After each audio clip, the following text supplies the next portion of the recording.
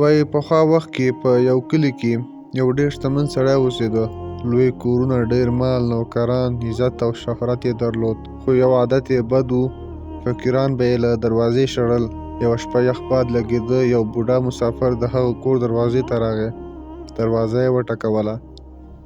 سړي له دننه پوښتنه وکړه، څوک یې؟ بوډا وویل، مسافر یم، یوه شپه پناه راکړه.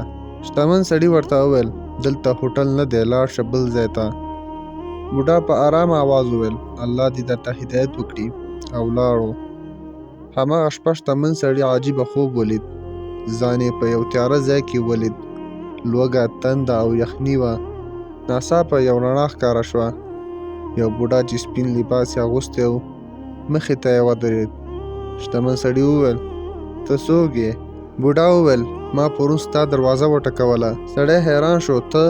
بوډا وویل، ما له تا یوه شپه پناه وغوښتله، خو تا راوشړلم. نن ته هم هماغسې پناه غواړې، خو څوک درته ځای نه درکوي. سړي په ډېره ویره وویل، دا کوم ځای دی؟ بوډا وویل، دا د قیامت ورځ ده.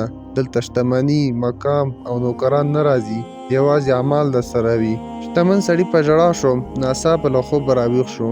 ټول بدن یې په خولو لوند و. سهار وختي یې د کلي خلکو ته وویل، که هغه بوډا مسافر چا لیدلی وي راته یې وښایه. خلکو وویل، هغه بوډا پرون له کلي ووت. سړی په منډه پسې ووت. 2 کیلومتره وروسته یې بوډا وموند. ورته یې وویل، بابا بخښنه راته وکړه، پرون مې خطا وکړه، راځه زما د کور میلمه شه.